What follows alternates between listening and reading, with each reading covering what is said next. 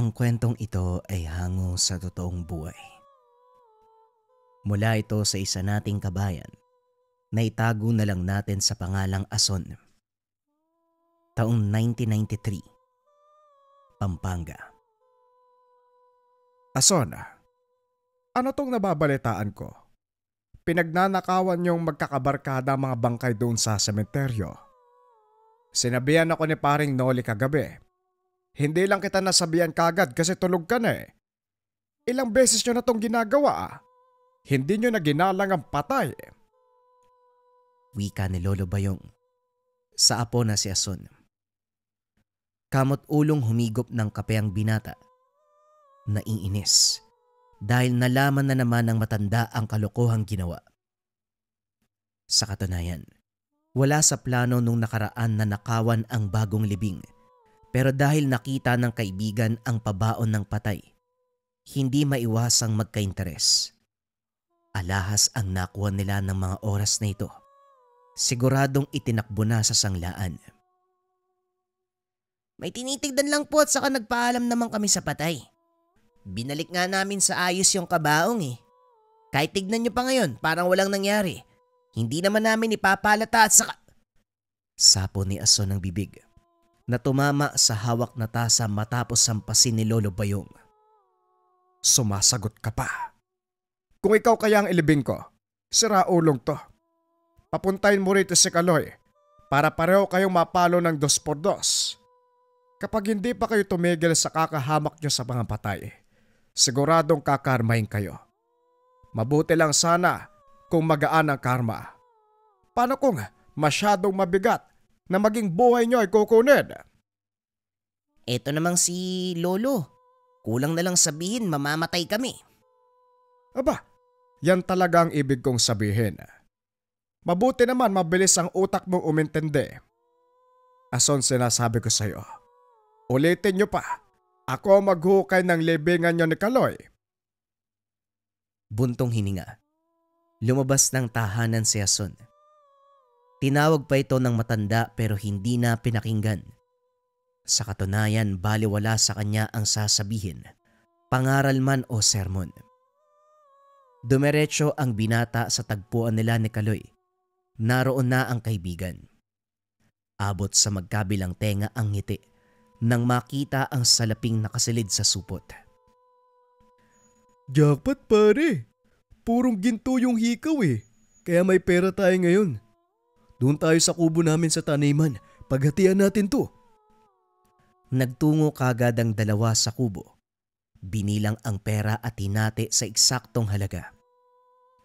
Pagkatapos, bumaba ng silong para maghukay. Ibinaon sa lupa. Itinago ang kanika nilang salapi. Nagbulsa lang ng kaunti para hindi pagdudahan. Dumiretso na rin ang dalawa sa kalapit na pamilihan. Nagwaldas ng nagwaldas. Binili ang mga luho. Uminom ng uminom hanggang gumapang sa kalasingan. Pareho namang sinundo dahil 10 oras na hindi pa nakakauwi. Kinarga si Kaloy ng mga kapatid na lalaki, samantalang kinaladkad ni Lolo Bayong ang apo. Mula sa tubaan hanggang tahanan, hinila lamang ang binata. Pagdating sa bakuran, binuhusan ng malamig na tubig upang magising. Nahimasmasan ng kaunti, pero nangibabaw pa rin ang tama ng alak. Tumatawa, nagsasalitang mag-isa. Daig mo pa ang ninuno ko kapag nalalasing. Napakaingay. Hindi mapermi ang bibig salita ng salita. Diyan ka sa labas. Pumasok ka na lang kapag kaya mo nang tumayo. Naperwisyo ko kakahila sa'yo pabalik. Hindi na kita bubuhatin sa loob, ang kapal ng mukha nito. Batang-bata pa lasinggero na. Pinagsarahan ni Lolo Bayong si Ason. Para itong baliw na nagsasalita. Mga kwentong siya lang ang nakakaunawa. Panay ang pag-iling ng matanda dahil sa lakas ng boses nito. Nahirapan siyang makatulog. Ilang ulit binaton na magamit pero ayaw pa ring manahimik. Hindi na malaya ng oras. Nagising na lang sumikat na ang araw Nakaupo na rin sa kusina si Jason. Masama ang tingin sa kanya habang humihigop ng kape. Huwag mo kong tignan ng ganyan. Mabuti naman nagawa mong buksan ng pintuan. Inayos ko pa naman ang pagkakakandado niyan. Alam ko ang tingin na yan. Nahihiya ka, no? Wika ni Lolo Bayong. Natatawa sa ideyang pumasok sa isip ng masilip ang labas. Marami ng tao at halatang nakita ang sitwasyon ng apo. Lolo naman, hindi pa talaga ako pinasok. Hinayaan niyo ako dito sa labas. Sa lupa ako nakaiga Tapos paggising ko, pinagtitingin na ako ng mga tao. Akala ko ba makapal yung mukha mo? May hiya ka rin pala. Itimpla mo ko ng kape. Kunin mo rin ang tinapay kay paring Berting. Bayad na yon kapon pa. Sumunod si Jason. Nang pabalik na sa bahay dala ang tinapay, nakasalubong si Kaloy. Nag-aya ito sa sementeryo dahil aniya may ililibing mamayang hapon. Nagkaintindihan ang dalawa sa tingin pa lang. Pagsapit ng takdang oras, walang pagdadalawang isip. Nakisabay sa siksikan na makaanak ng namatay sina Jason at Kaloy. Nang ibaba na ang kabaong, hindi nakaligtas sa mga mata ng dalawa ang pabaong supot at kahon. Nakangiti na naman ang mga ito dahil sa naisip na plano. Nag-uwian na ang mga kaanak. Binantayan nila Jason ang mga sepulturero. Hindi pa tapos sa pag-aasikaso. Tumagal ng ilang oras bago umalis sa mga ito. Saktong madilim, kaya labis ang tuwa ng mga binata. Papabora, dahil walang makakakita. Isa pa, madilim din sa bahaging iyon dahil mapuno at nagyayabungan ang mga damot halamang ligaw. Gamit ang pala at libreta, madaling nabuksan nila Jason at Kaloy ang puntod. Naging maingat din sa paggalaw ng kabaong para hindi masira. Pigil hininga nang bumungad ang bangkay. Mahahalatang ilang araw pa lang magmula ng malagutan ng hininga, pero ang amoy ay parang ilang taon nang nabulok. Dali-daling kinuha ang supot at kahon. Pagkatapos ay binalik sa ayos ang lahat. Hindi sementado kaya madaling naibalik sa dati. Sa kubo uli nagtungo ang dalawa para tignan ng natangay. Salapi ang laman ng supot. Ikinatuwa ng mga binata pero sa sandaling binuksan ng kahon. Kamot ulong nagkatinginan. Abo, bakit naman may abo dito? At saka, anong klaseng apog ba to? Isinama sa patay. Ang lakas ng tama. Baka albularyo yung patay kaya may ganito. Hindi ba may albularyo na ang gamit sa panggagamot ay apog? Malay natin. Importante ito sa patay kaya sinama sa hukay. Parehong napaubo ang dalawa nang aksidenteng matapon ang abo. Umihip din ng hangin kaya kumalat ito. Nagsilabasan para makahinga dahil dumiretso sa ilong. Umabot ang pananakit sa lalamunan. Pakiramdam pa'y hanggang tiyan. Grabe, anong klaseng apog ba talaga to? Kung makapasok sa ilong, diretso sa lalamunan Buti na lang may tubig dito sa kubo nyo, kaya hindi tayo nalagot. Wika ni Jason. Si Kaloy naman ay panay pa rin ang pagbahing at pag-ubo. Itinapon ang kahon. Winalis na rin ang natirang kalat ng apog sa sahig. Pagkatapos ay kanya-kanya sa pag-uwi ang dalawa. Sinalubong ni Lolo Bayong si Jason. Isang malutong nampas sa balikat ang iginawad. Yumuko ang binata nang maintindihan ng galit. Piningot sa tenga at saka kinaladkad papasok ng tahanan. Pinuntahan na naman ako ni paring Nole. Hindi ka na talaga nagtatanda, no? Kayo ni Kaloy mga perwisyo.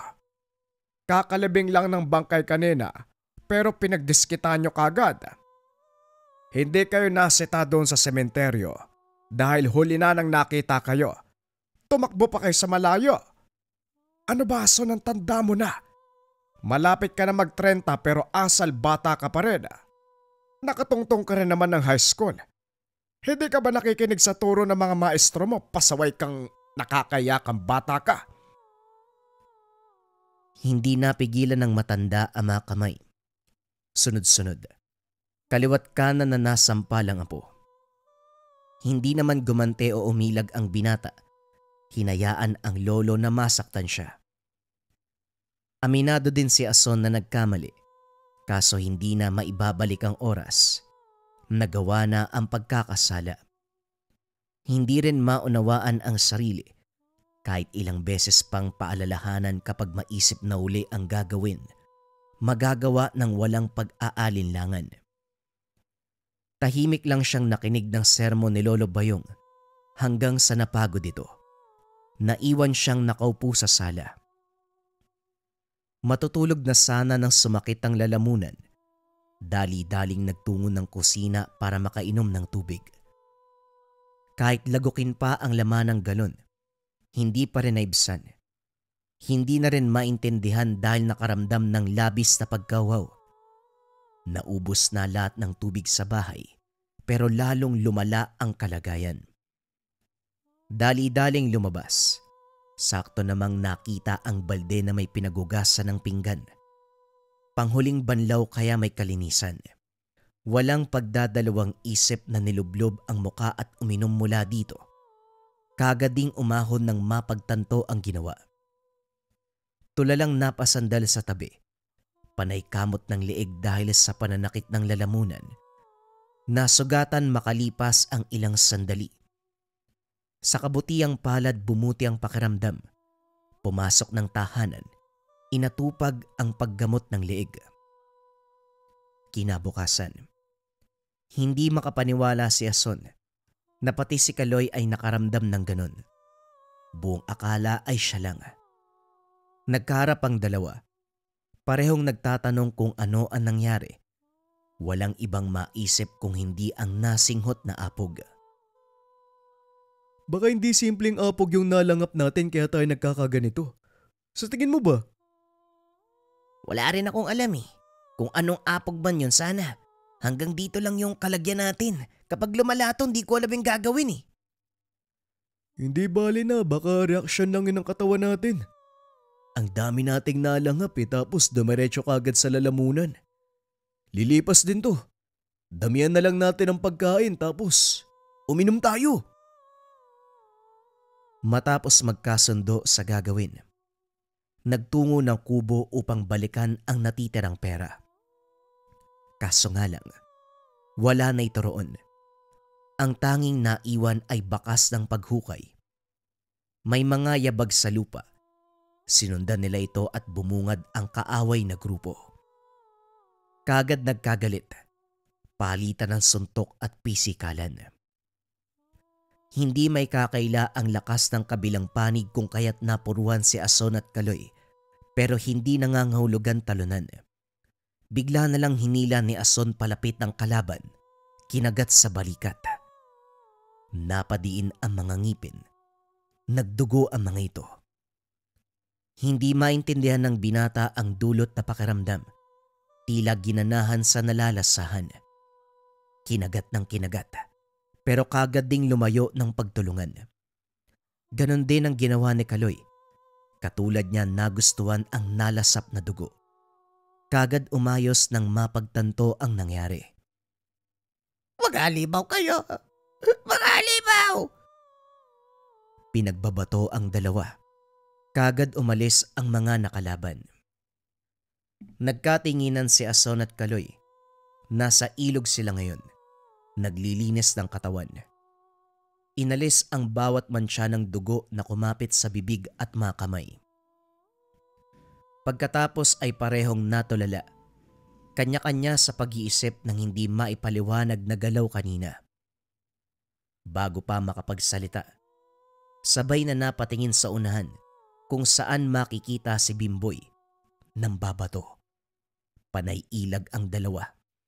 Tangka na sanang hahabulin pero mabilis na nakalayo. Pagbalik ng tahanan sinalubong ng sunod-sunod na palo ng sinibak na kawayan si Ason. Galit na galit ang bungad ni Lolo Bayong. Matagal siyang nakauwi dahil nag-usap pa sila ni Kaloy tungkol sa nangyari. Lingid sa kalaman, nakapagsumbong na ang grupo ni Bimboy sa matanda. Dati mga bangkay lang ang hinahanap nyo. Ngayon naman mga kaedad, kinagat nyo pa. Ay nako, kailan pa kayo naging aso ha? Ang sabi ni Bimboy, halatang nagugustuhan nyo ang lasa ng dugo. Aswang ba kayo ni Kaloy? Sumagot ka! Nakayuko lamang si Ason. Wala ring ideya kung ano ang sasabihin. Naguguluhan siya sa mga kaganapan. Sa kabutiang palad na areglo ni Lolo Bayong, binayaran ang grupo ni Bimboy, lalo na ang 2 binatang kinagat. Ang matanda na rin ang sumagot sa pagpapagamot. Pati ang ipon na sanay pampaayos ng bahay ay nagastos. Swerte din dahil ulila sa pamilya ang mga ito. Kaya walang nakakatandang naglakas ng loob na magsumbong sa otoridad. Kaso nga lang hindi pa dito nagtatapos. Simula pa lang ng pinakamabigat na kalbaryo. Nakahinga si Kaloy at Ason nang hindi na maramdaman ang kakaibang senyales. Kampante ang dalawa. Patuloy pa rin sa kabulastugan sa mga gawain. Kagaya ng nakasanayan, nagsagawa ng paghukay ng mga kabaong kaya nabaling ang atensyon sa pagnanakaw. Mapili rin ang mga ito dahil inakyat ang tahanan na siguradong may makukuha. Nagmanman ako nitong nakaraang araw. Hindi tayo malulugi dahil mapera ang nakatira dito. Wika ni Kaloy. Kasalukuyang nagtago ang mga ito malapit sa bahay na binalak pasukin. Paano magkakapera yan? Tignan mo nga yung lugar, nakakatakot oh. Nasa gitna pa ng gubat. Wala nga akong ilaw na nakikita eh. Baka imbis na pera o alahas ang makuha natin, kamatayan pa. Ayan mo na, huwag ka na maghanap ng wala. Ito talaga. Ano, papasukin na ba natin? Huwag kang kabahan. Mamaya, makakuha ka pa ng negatibong enerhiya. Mapapahamak pa tayo dahil sa'yo, umayos ka kasi. Hingang malalim tapos halika na. Bilisan mo yung pagsunod. Ay naku naman oh. Pinasok nila ang tahanan. Kagad nakakuha ng mga alahas at pera. Dahil walang kandado ang aparador kung saan nakalagay. Hindi naman maiwasang magduda ng binata dahil masyadong nakabalandra ang mga ito na para bang inihanda para sa kanilang pagdating. Gayunpaman, nang mapuno na ang dalang supot, nagmamadali silang umalis sa lugar. Tuwang-tuwa ang mga ito habang tinititigan ang perang nahuthot. Pero nang matignan ang supot ni Ason, bumalik ang takot dahil ang laman ay apog. Kaparehong apog na nakuha doon sa bangkay na ninakawan. Suki yata tayo ng apog ano? Nakasulat ba sa apog ang kapalaran natin? Tignan mo, ito na naman. Malay ko ba, itapon na lang natin. Mamaya malang... Dali-daling nagtakbuhan palayo ang dalawa. Nang madula sa kamay ni Ason ang supot ng apog, malakas ang hangin ng sandaling iyon kung kaya't dumiretso sa kanila. Naulit ang nangyari noon. Hindi lang nalanghap, pumasok sa kaloob-looban. Hindi lang ding ilong ang sumakit, maging ang lalamunan at buong katawan na parabang abo na lamang ang nananalaytay sa mga ugat. Kanya-kanya sa pagtakbo ang dalawa. Natataranta dahil sa reaksyon ng katawan. Natagpuan ng sarili na tumalon sa ilog at doon nakaramdam ng kaginhawaan.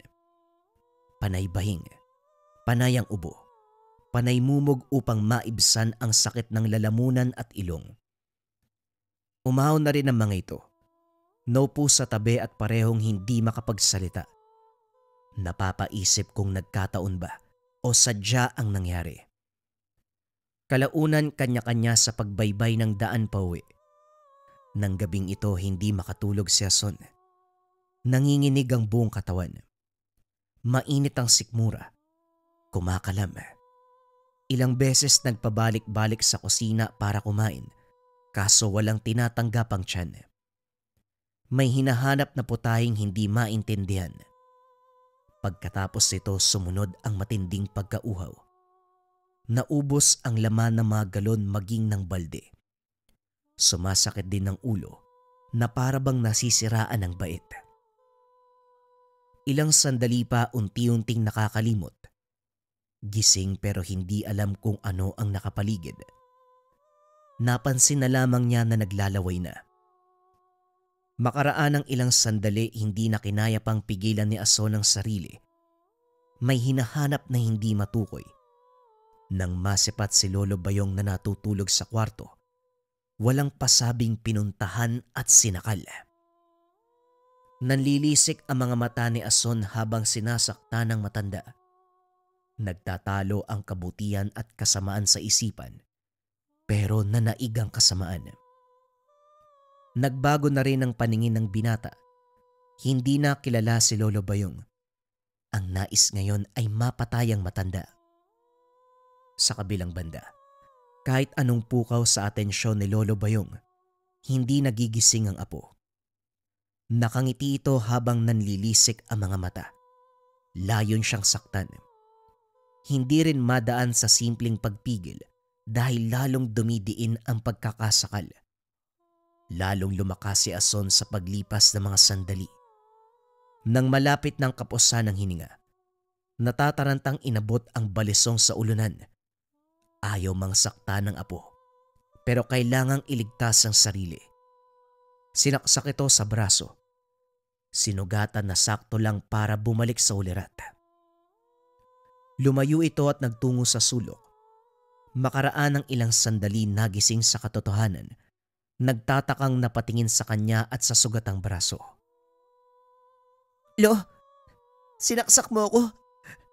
Anong kasalanan ko, Lolo? Anong kasalanan mo? Nagtatanong ka pa. Ako pa talagang pinagmumukha mong masama.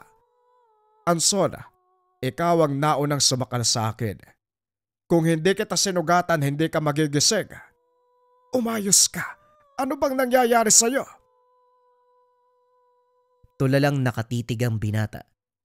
Napalunok nang marinig ang sinabi ng matanda.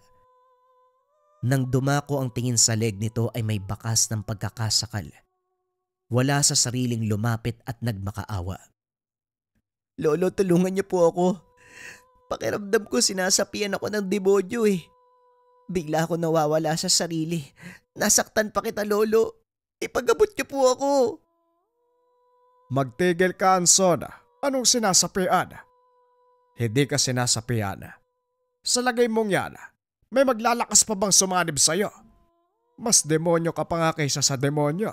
Ang sabihin mo, sabog ka. Ano? Sumasali ka ba sa mga tambay dyan na humihit-hit ng pinagbabawal na gamot? Lolo, hindi ho. Hindi po ko humihitit ng pinagbabawal na gamot o kung ano man yung sinasabi nyo. Totoo pong sinasapian ako ng demonyo. Kahit ako, napapansin ko may mali sa akin, Lo. Ipagabot nyo ako, Lolo. Baka hindi na ako gumaling. Ang mabuti pa, gamutin ang sugat. Hindi yung kung ano-ano sinasabi mo. Walang sasapi sa'yo. Batang to at isa pa. Ha? Subukan mo pa akong pagtangkahan. Uunahan kita. Magkakasubukan talaga tayo.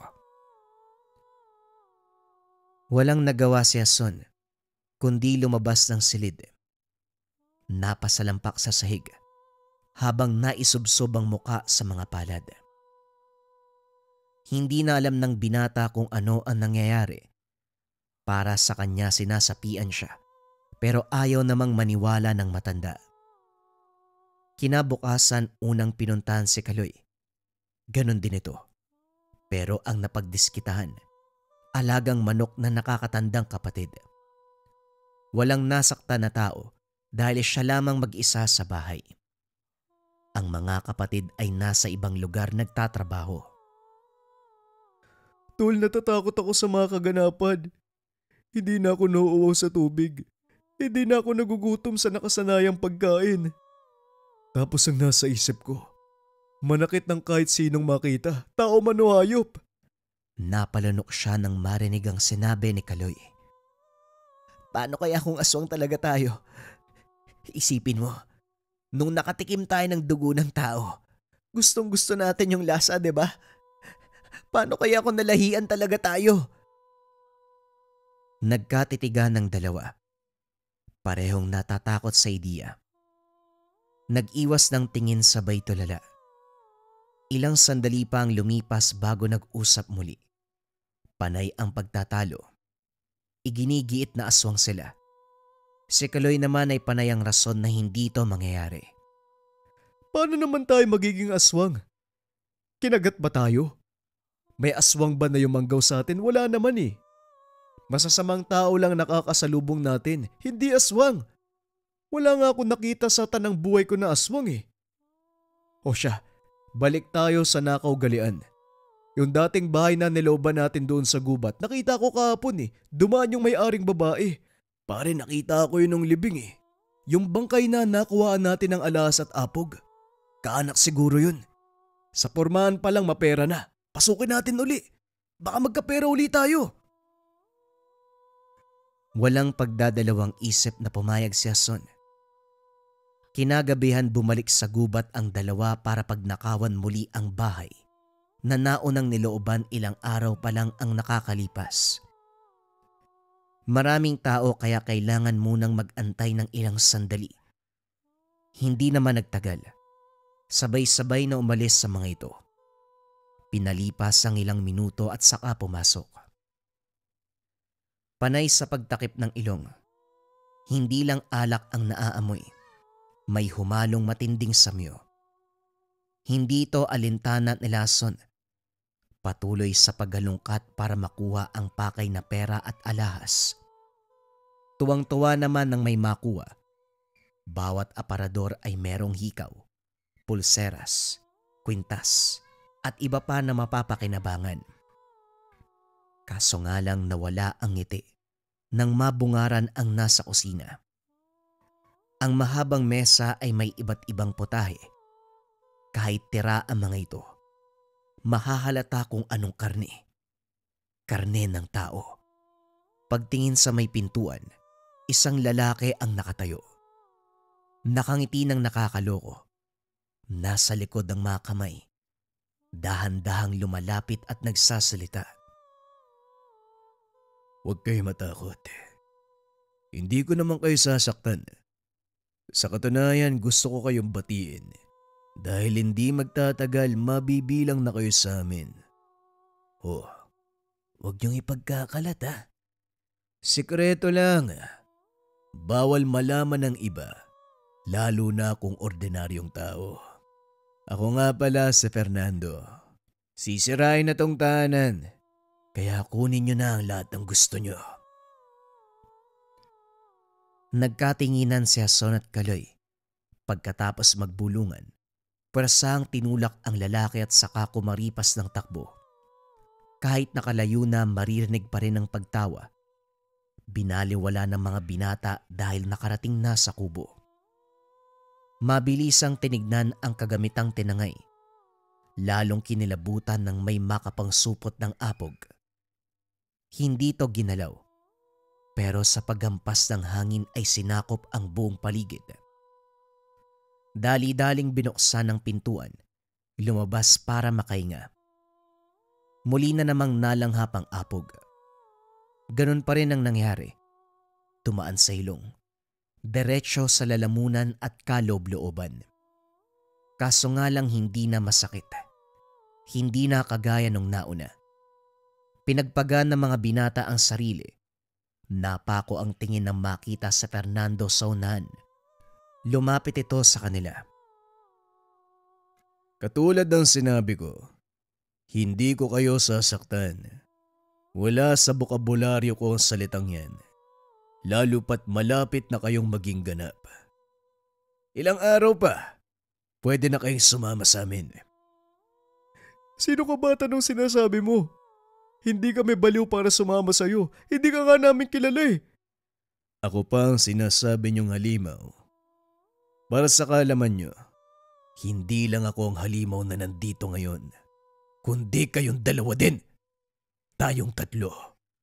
Parehong dugo ang nananalaytay sa mga ugat natin. Mga halimaw tayo.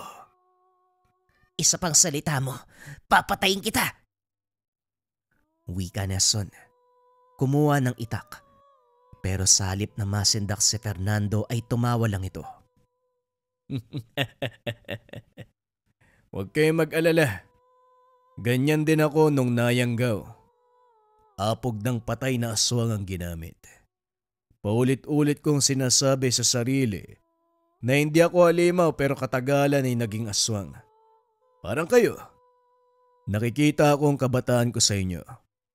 Huwag kayong mag-alala. Ilang araw lang matatapos na rin ang pagdurusa nyo. Siguradong magiging aswang kayo. At kung sakali mang ganap na, darating ako at iba pang mga kasama upang sunduin kayo. Matapos magsalita ay umalis na si Fernando. Lumipas sa mga araw na buhay sa pangamba ang mga binata. Sunod-sunod na rin ang gabi na sinusumpong ng senyales. Madalas nawawala sa sarili. Nakakagawa ng mga bagay na hindi alam ng pag-iisip. Nasasaktan ng kasama sa tahanan. Mabuti sana kung galos lang, kaso napupuruhan. Kung hindi makakabalik kagad sa ulirat ay mapapatay. Nang lumala ang sitwasyon ay nagpasya si Ason na umalis at magpakalayo-layo. Natatakot na baka sa sariling kamay mapatay si Lolo Bayong. Lalong nadagdagan ng takot nang mabalita ang napatay si Kaloy. Albularyo ang sinugod nito, kaya hindi na nakaligtas. Walang pasabi na umalis, pero hindi siya sinukuan ni Lolo Bayong. Hinanap, pinabalik at pinagamot. Sa kabutiang palad umayos ang sitwasyon. Bumalik sa dating buhay ang binata, pero walang araw na lilipas na hindi naiisip ang mga kaganapan. Lalo na sa tuwing masasabik sa kaibigang si Kaloy, nakasangga sa lahat ng kalokohan. Isa rin sa iniwasan ni Ason sa kasalukuyan, ang balikan ng dating gawi. Pangunguha ng mga gamit sa mga patay. Natuto sa nakaraan, sa kalikutan ng kamay, ibang bagay ang natangay. Siya ay nayanggaw sa pamamagitan ng isang paraan na kung tawagin, abo ng aswang.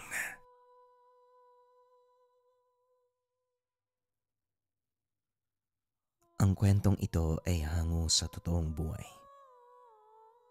Mula ito sa isa nating kabayan na itago na lang natin sa pangalang Eman. Taong 2000, Ilocos. May kapitbahay si Eman. Walang nakakaalam ng tunay na katauhan. Kahit sila ng tatay niya, walang ideya kung sino ang matanda. Nasa lugar na ito bago pa sila dumating. Kumbaga ay lumad. Mapapansin ng binata na may pagkakataong maraming bumibisita. Pero ang nakakapagtaka, hindi niya namalayang lumabas ng bahay matapos makapasok. Kahit magdamag bantayan, walang lalabas sa tahanan. Parang lagusan na hindi makakabalik ang sinumang may higop ng lakas. Naningkit ang mga mata ni Eman nang makita ang dalawang lalaki. Dire-diretso sa paglalakad. Binuksan ang pintuan ng kapitbahay. Sinarado din kagad. Pumwesto ang binata at nakatitig doon. Nagbabantay. Pero dumaan na lamang ang ilang oras. Hindi napansing may lumabas. Kamot ulong napapaisip. Eman, pakipastol nga yung kambing doon sa talayban. Huwag kang dumaan dyan sa kapitbahay, lumis ka. Doon ka sa kabila. Utos ni Tatay Eric. Tumalima si Eman. Hinila ang tali ng kambing at dinala patungo sa talayban. Panay ang pagsulyap ng matapat sa kapitbahay. Kagaya ng madalas nitong anyo. Tahimik, sarado, madilim. Walang kahit sino ang magtatangka dahil parang tahanan ng mangkukulam. Kakaiba din ang aura. May kilabot sa hangin kapag mapapadaan. Pagkatapos maitali ang mga kambing, Naupo muna si Eman para bantayan ito sandali. Habang abala ang tingin sa pagtatanaw, napako sa unahan kung saan makikita ang matandang kapitbahay. Bulag ito. May piring ang mga mata. Pero kung kumilos ay parabang walang diferensya. Mabilis ang galaw. Binugbog ang dalawang lalaking nakita kaninang pumasok ng tahanan. Lumaban pero walang binatbat ang mga atake. Pasimpleng nailaga ng bulag. Tanging sandata nito ay ang baston na gawa sa kahoy na kamagong. Nakakapagtaka dahil sa bawat latay, titilapon ng matatamaan na parabang may sariling puwersa. Nang hindi na kaya ng mga lalaki, kusa silang umatras at nagmamadaling umalis. Nagtago din si Eman sa mayayabong na talahib. Nang tumingin sa gawi ang matanda, pagsilip hindi makapaniwalang nasa harapan na ito. Hindi rin makagalaw dahil nakapatong ang baston sa balikat. Ikaw yung kapitbahay ko, hindi ba? Matagal bago nakasagot si Eman. Nagdadalawang isip na magsalita. Opo, ako nga. Wala po ko nakita. Pangako po, wala po talaga. Inalis ng matanda ang baston at saka tumawa. Huwag kang matakot. Wala naman akong pakialam kung may nakita ka ba o wala eh. Ang sa akin lang, nagkamali ka ng pwestong pinagtaguan. Kailangan mo nang umuwi para makapaghugas ka at makapagpalit ng damit. Wika ni Mang Armino. Pagkatapos ay dire-diretsyong naglakad. Nagtatakang yinuko ni Eman ang sarili. Napagtantong dumapa sa dumi ng kalabaw. Ang pantalon at kaliwang paa ay narumihan. Dali-dali siyang umuwi upang makapagbanlaw. Ito pa lamang ang unang engkwentro niya sa matanda. Sa malayuan, mailalarawan niya itong istrikto at mahirap pakitunguan. Pero nang makasalamuha kanina, kahit sa maiksing sandali, masasabing puno ng kabutihan at kagaanan. Kaso nga lang hindi malis sa isipan ang nasaksiyang galaw. Napapatanong din kung sino-sino ang mga lalaking binugbog nito. Napabuntong hininga, tinanaw ni Eman ang kapitbahay mula sa bintana. Kunot noong tumitig dito, lalong nadagdagan ng katanungan sa pagkatao. Naudlot lang ng tawagin ng ama para ibalita ang nangyari sa alagang kambing. Si Tatay Eric ang bumalik sa pastulan para sana kuwain na dahil nagbabadya ang ulan.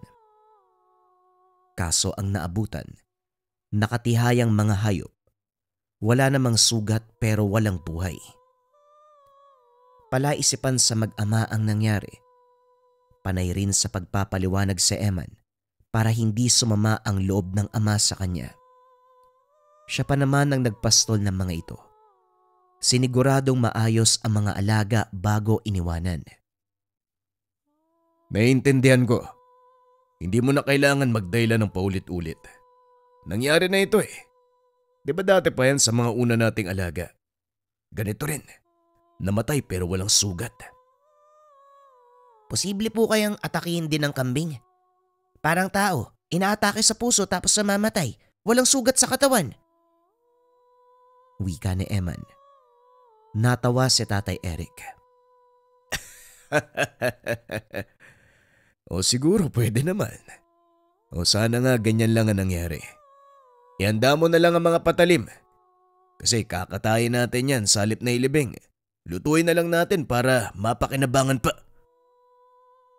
Natahimik ang mag-ama. Sabay pang napalingon sa pintuan kung saan may narinig na katok.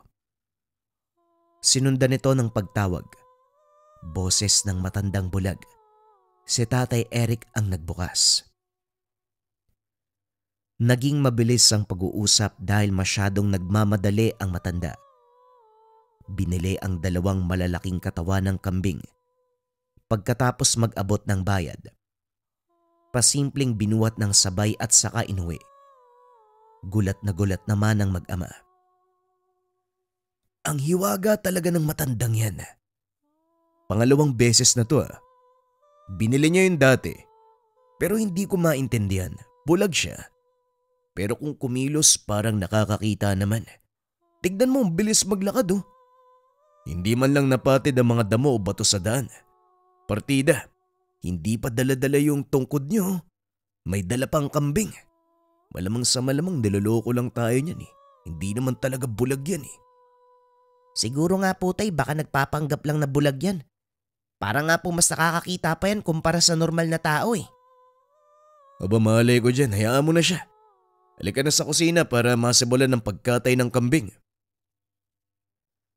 3 ang kambing na namatay.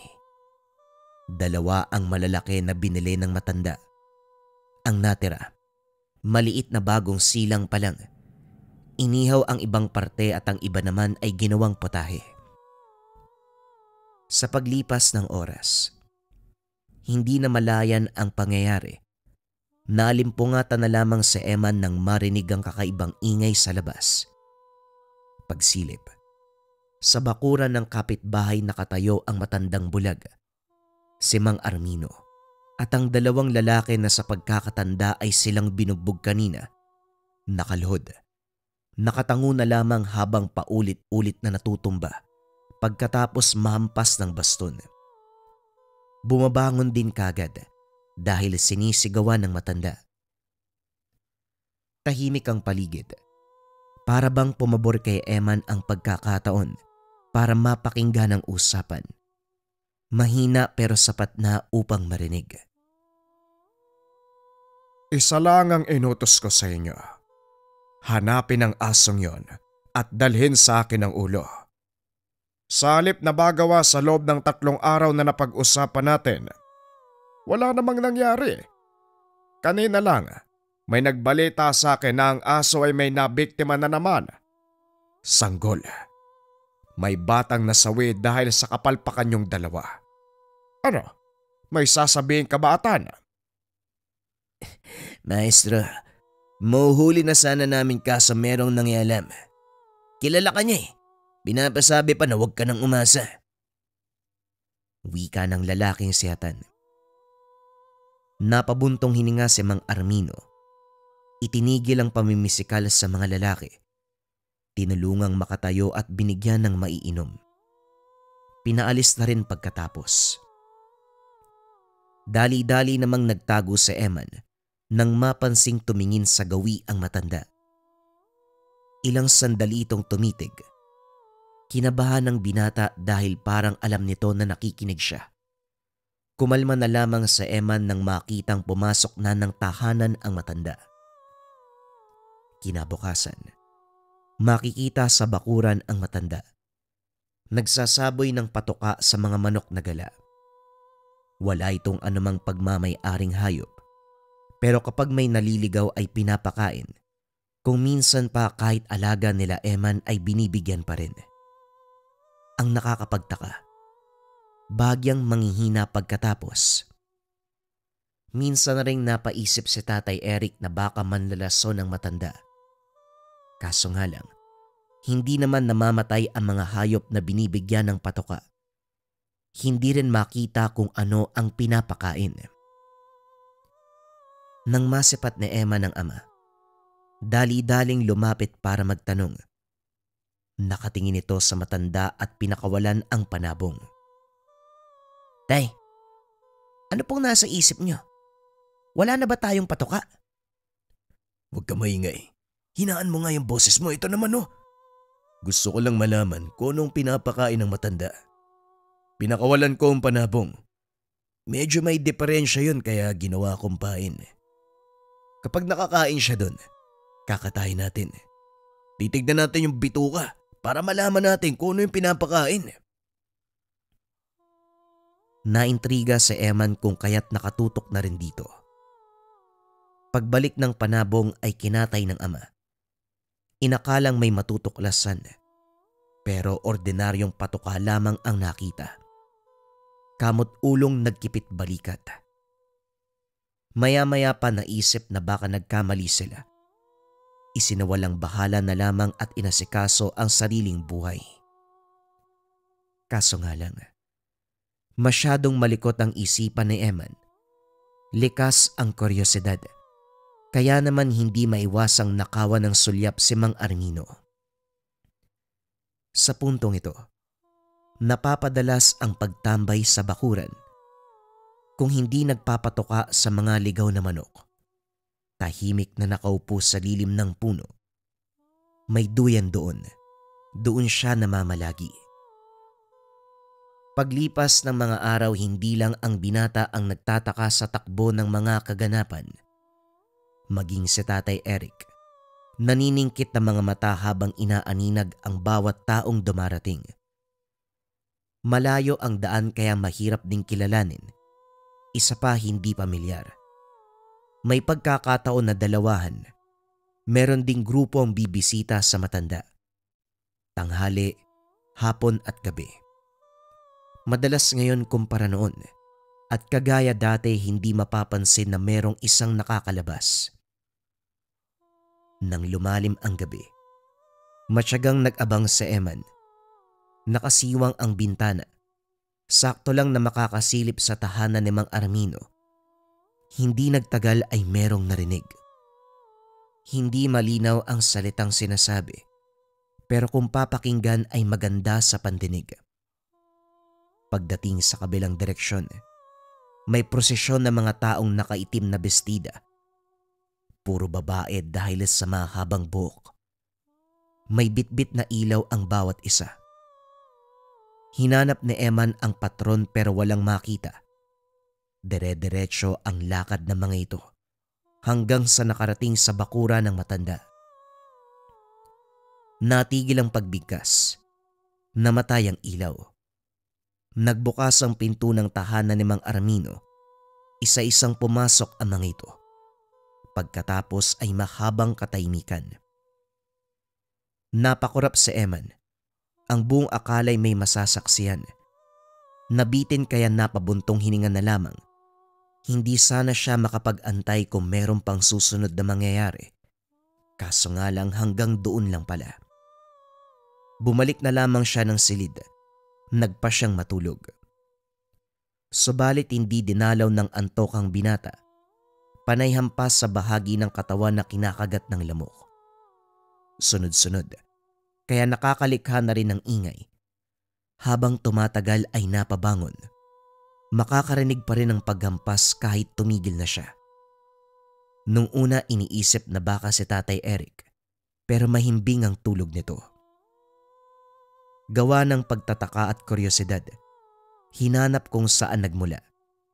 Tinignan ng buong paligid sa loob ng tahanan hanggang masulyapan ang nanlilisik na mga mata sa bintana. May bahagi doon na may butas. Sakto lang na magkasya ang isang mata.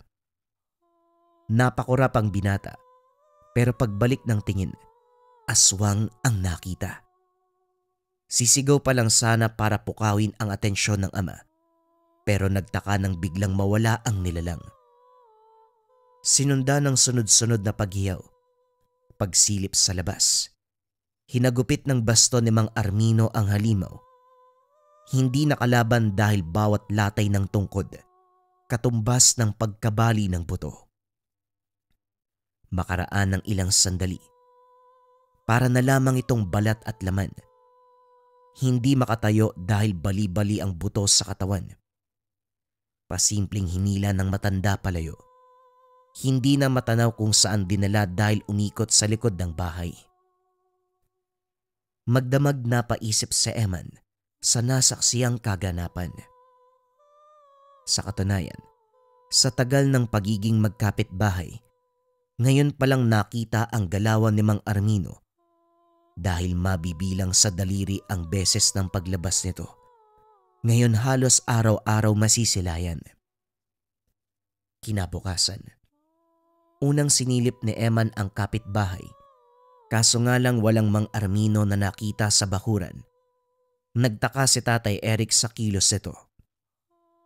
Magmula nang pumasok yung linggo na to, kapitbahay natin ang unang hinahanap ng mga mata mo.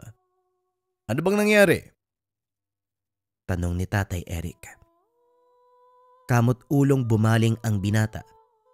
Naagaw ang atensyon ng ama. Dahil sa pinapakitang reaksyon, nagdadalawang isip pero kalaunan ay nagsabi rin. Tay, may aswang po kagabi pero hindi naman nakapasok dito sa bahay. Mabilis si Mang Armino eh. Naligpit niya kagad bago tayo mabiktima. Ang lupit pa nga ng galawan. Yung baston lang ang ginamit niya. Sa tingin ko napatay nga yung aswang eh. Kung totoo man ang sinasabi mo, hindi na ako magtataka. Magtatanong pa ba tayo eh? Ang kapitbahay natin ay puno ng hiwaga at misteryo. Kahit sinong taga rito ang tanungin, walang maisasagot kung buhay ng matandang yan ang pag-uusapan. Parang lumitaw lang yan bigla sa lugar natin eh. Teka sandali, bawas-bawasan mo nga yung pagmamatsyag dyan. Hindi natin alam kung sino ba talaga siya eh. Mabuti nang umiwas para walang panganib kaysa madawit tayo. Tumango si Eman. Kagad naunawaan ang sinabi ng ama. Siya rin naman.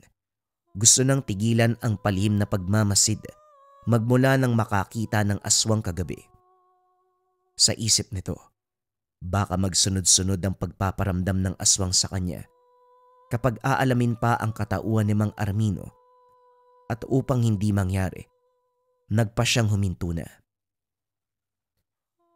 Pagsapit ng hapon, si Eman ang naiwan sa tahanan samantalang si Tatay Eric ang nakipagsapalaran sa bayan para makahanap ng bibili ng kalabaw. Ganito naman ang kabuhayan nila. Mag-aalaga at ibebenta. Habang mag-isa sa bahay, naisipang maghiwa ng ampalaya at talong na uulamin mamayang hapunan. Hindi siya ang magluluto, pero para dire-diretso ang trabaho ng ama pagdating, ginawa niya na ito. Sa kalagitnaan natigilan ng may mapansing sumasabay na tunog ng paghiwa. Kahit anong gawin niyang ingay, may gumagaya. Kinilabutan dahil sa pagkakaalam niya siya lang mag-isa. Hindi rin ugali ni Tatay Eric ang ganitong pananakot at kapag nakauwi na yun, sa bakuran pa lamang ay tatawag na. Bitbit ang kutsilyo. Sinilip ni Eman ang bawat sulok ng bahay pero walang kahit na sinong mahanap. Umabot pa sa puntong napako sa kinakatayuan dahil kahit sa paghakbang ay may sumasabay. Napalunok ng laway ang binata nang maramdaman ng paghaplos ng mainit na hangin sa likuran. Sikat na sikat pa ang araw dahil tanghaling tapat. Pero pagyuko sa paanan, merong anino na hindi niya pagmamay-ari. Nanginginig si Eman pero hindi magawang kumilos dahil natatakot. Gusto sanang lumingon para malaman kung sino ang nasa likod. Pero nang magbago ang hugis ng anino, kumpirmadong halimaw. Damang-dama ng binata ang pagyapos ng mainit na presensya sa katawan. Mararamdaman din ang paghigpit ng kung anong puwersa sa leg. Ilang sandali pa ay sinakal siya. Dahan-dahang umangat ang katawan. Pagtingin sa sahig, malinaw na makikita ang anino ng nilalang. Magulo ang buhok nito na parang may sariling buhay. Mahaba ang mga kuko. Nakalutang. Hugis tao ang hubog ng katawan. At kahit anong pagpupumiglas ni Eman, hindi kayang igalaw ang sarili. Nagulat na lang din ang biglang bitawan. Kasabay nito ay ang pagtapos ng kamagong baston sa dingding. Nang tignan sa kabilang direksyon, nakasaksak sa katawan ng maligno. Kahubog ng tao pero higit na mas nakakakilabot ang itsura kumpara sa nakitang aswang nung nakaraan. Malababoy ang hugis ng muka. Nakalabas ang matutulis ng ngipin. Maitim ang mga balat at mga mata. Hubot-hubad. Ilang sandali pa lumitaw si Mang Armino na hindi na malaya ng pagpasok. Hinugot nito ang baston. Masyado ka kasing kuryoso. Kaya maging atensyon ng maligno na agaw mo. Maging alisto ka. Para hindi lang ito ang nakakakuha ng pansin. Hindi nalalayong masusundan ng insidenteng ito, Eman. Tumango si Eman. Hindi na siya pinansin ng matanda. Pasimple nitong hinila sa binti ang maligno, sinabay sa pag-uwi. Muli sa likod ng bahay ito dinala. Nakapagtataka dahil may lumabas na maitim na likido sa katawan ng nilalang. Marahil dugo, pero wala ni isang patak na naiwan sa sahig o sa lupang dinaanan. Sa kabila nito, hindi na masyadong inisip pa ng binata dahil umagaw ang sinabi ng matanda. Maging alisto, maaaring masundan pa ang insidente. Kagad pinaliwanag sa ama ang pangyayari pagkatapos nun. Si Tatay Eric sa kabilang banda. Hindi alam kung papaniwalaan ba ang sinabi ng anak. Kahit saan pwedeng marinig ang maligno, pero ang sabihing nakapasok ng tahanan at biktima ang anak. Nagdududa siya. Nagsumbong itong sinakal, pero wala namang nakikitang galos sa leeg. Ang itinuro nitong dingding kung saan tumagos ang tungkod ng matanda. Meron namang butas, pero dati pa ito. Kunot noong pinakinggan lamang, nang marindi, pinatigil sa pagsasalita. O na, sige na. Tama na yan. Halika na sa kusina para makakain ka na. Magpahinga na rin tayo pagkatapos dahil parang ang dami nangyari. Sa kabila ng paalala ng ama na tumigil na sa pagmamatsyag sa kapitbahay, hindi mapigilan ni Emma ng sarili, lalo na nang muling makarinig ng sabayang pagbigkas. Pagsilip ay merong prosesyon. Sa pagkakataong ito ay doble ang dami kumpara sa unang nasaksiyan. Nakakasilaw ang dalang ilaw.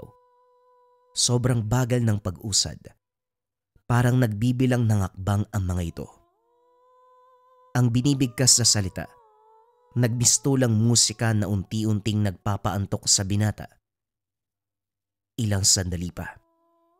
Pumipikit na ito. Pero bago makatulog, naramdaman ang pagsaksak ng balisong sa braso. Pag-angat ng tingin bumungad si Mang Armino. Nasa bintana lang siya, kaya hindi nakakapagtaka kung makalapit ito. Maluwag na rin ang pagbukas ng bintana. Wala itong sinabi. Hinugot ang patalim at saka umalis. Naiwan si Emma na hindi magkamayaw sa nararamdamang hapdi at kirot. Nabaling ang pansin dito. Tuluyang nakalimutan ang prosesyon. Pagsapit ng umaga si Tatay Eric naman ang nagulat. May makapal na dugo ang tela sa braso ng anak. Maayos na nakatali para takpan ng sugat. Nakasandal sa tabi at tulog na tulog. Dahan-dahang tinapik para magising. Anak, sino bang gumawa nito sa'yo? Hindi ka naman sira ulo para saksakin ng sarili. Ano ba nangyari? Tay si Mang Armino po. Siya po yung sumaksak sa akin eh. Ano? Bakit niya gagawin yung bagay na yun? At saka sarado yung bahay natin. Hindi pa nga ako nagbubukas ng bintana. Pati yung pintuan nakakandado. Ganyan pa rin yan nagbula kagabi. Man, magtapat ka nga. Nasisiraan ka na ba ng bait? Kung may nangyayari, sabihin mo sa akin ang katotohanan. Hindi yun nang bibintang ka. Alam nating misteryoso matandang yun. Pero ang manaksak, parang imposible. Napabuntong hininga si Eman. Naguguluhan kung paanong ipapaliwanag sa ama ang nangyari kagabi. Iginiit na si Mang Armino ang nanaksak. Ilang beses kinulit ang ama, hanggang sa nasagad ang pasensya nito. Gusto lang sana niyang sabihin ang totoo, kaso hindi makapa ang tamang salita, kaya iba ang pagkakaintindi ni Tatay Eric. Sumugod ito sa kabilang bahay. Sumunod si Eman. Pinagbuksan sila ng pintuan ng matanda. Dumiretso ang tingin ng binata sa loob ng pamamahay. Unang nasipatang katawan ng puno. Hindi makilala kung ano dahil kaputol na lamang. Walang dahon o sanga. Naglalakihan ang ugat na nakausli sa lupang sahig. Hindi na napagmasdang mabuti dahil sinara ang pintuan. Magandang umaga sa inyo. Anong maitutulong ko? Hindi maintindihan ng mag-ama ang kilos nito. Nakaharap sa kabilang direksyon ng matanda, hindi sa kanila. Makikita din na nangihina ang matanda. Sunod-sunod ang pag-ubo. Sa kalagayan nagdadalawang isip si Tatay Eric.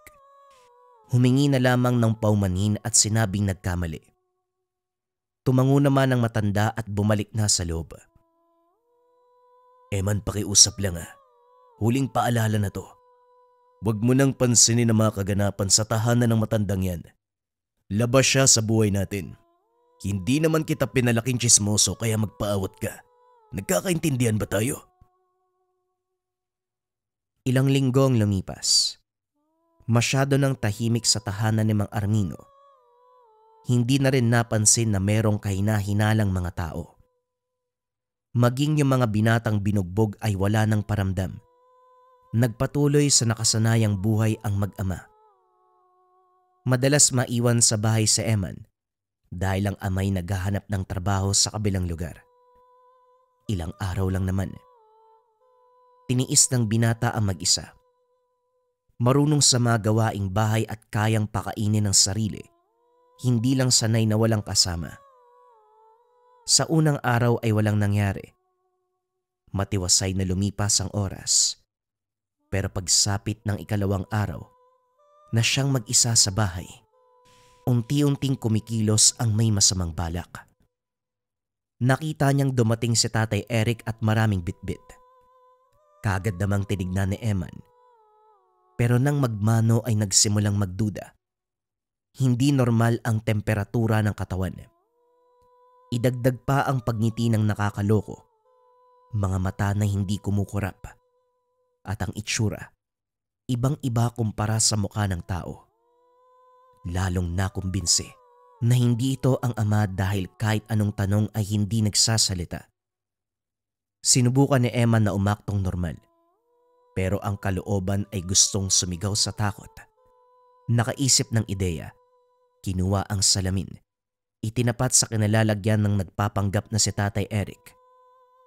Nanginig ang buong katawan nang makita ang tunay na itsura. Walang pinagkaiba sa malignong unang ng biktima. Pagkaharap dito, hinawakan siya sa liig. Kusang bumuka ang bibig. May kumunektang parang sinulid. Naramdaman na lang ni Eman na unti-unting hinihigop ang lakas niya. Muli hindi nagtagumpay ng tumagos ang baston sa bibig nito. Humiwalay ang binata at nakita si Mang Armino sa likuran ng halimaw. May binibigkas at saka idinidiin ang tungkod. Tunay na kawawa ang taong likas ang kuryosidad. Isang maling galaw, pwedeng pagdusahan habang buhay o pwede ding ikamatay. Sana lang makaligtas ka pa, binata. Swerte ka lang ngayon dahil nandito pa ako. Pero hindi habang buhay maaasahan mo ko, iyo. Ano po bang ibig niyong sabihin, Manong? Ipaliwanag niyo po sa paraang madali ko maiintindihan. Hindi yung palaisipan. Gusto mo ng diretsahan. Mabuting pakiusap yan dahil kinakailangan mo ng direktang salita. Iho, ang pagmamasid mo sa mga kaganapan sa tahanan ko ang dahilan. Kaya ka inaatake ng kung ano-anong elemento at nilalang. Naaagaw mo ang atensyon nila. Sila bilang mapaglaro at mga nilalang nalikas ang pambibiktima sa mga tao. Gusto kang subukan. Kaya ito ang nangyari. Ano? May parusa po yung ginagawa ko? Oo. Dahil nakikita mo, mga hindi ordinaryo. Bukas ang ikatlo mong mata. Pero limitado lamang ang elementong nakikita. Naalala mo ba yung gabi na sinaksak kita? Ginawa ko yon para hindi ka makatulog sa awit ng mga engkantada. Balak ka nilang dalhin sa kanilang mundo. Mabuti na lang dumating ako. Nanlaki ang mga mata ni Eman sa narinig. Malinaw na sa binata kung bakit ito ginawa ni Mang Armino. Kaso may bagay pang hindi maunawaan. Bago ito tumalikod, dali-dali nagtanong. Sino ka po ba talaga? Ano po ba'y nasa bahay niyo? Bakit maraming taong pumapasok doon tapos hindi nakakalabas? Natigilan si Mang Armino. Hindi inasahan na maririnig ang katanungan mula sa batang kaharap. Nagbuntong hininga bago sumagot. Sabihin na lang natin, isa akong tagapagbantay ng trangkahan na nagduduktong sa magkabilang mundo. Hindi tao ang nakikita mong pumapasok sa tahanan ko. Kung minsan tumutulong din ako sa usapin patungkol sa mga aswang. Yung nakita mong dalawang lalaki, sila yung mga antingero na kasangga ko. Tao sila. Tao sila. Pero ikaw po, tao ka po ba? Ito ang tanong na hindi sinagot ng matanda. Ngumiti lang ito. Hinila ang bangkay ng engkanto at saka biglang naglaho. Takang-taka si Eman dahil paglabas ito ng pintuan ay biglang nawala. Kahit saan niya tignan ay hindi na mahanap. Nang sulyapan ng kabilang bahay, iba na ang itsura nito. Naging luma. Parang abandonado na inakyat ng halaman ang bubong at dingding. Sira-sira na ang iba't ibang bahagi. Kahit si Tatay Eric naguguluhan sa naganap. Nagkatinginan na lamang sila ni Eman. Kinilabutan. Naisip na baka engkanto si Mang Armino. Pareho silang naengkanto. Gayunpaman sa kabila ng lahat, nakahinga ang mag-ama dahil wala nang napansing kahinahinala sa lugar. Paglipas ng mga araw, tuluyan nang naging abandonado ang lugar. Ngunit malaki ang pasasalamat ng binata. Kung hindi siya tinulungan ni Mang Armino, malamang sa malamang, nadala siya ng mga engkanto't nilalang patungo sa dimensyon ng kabilang lagusan.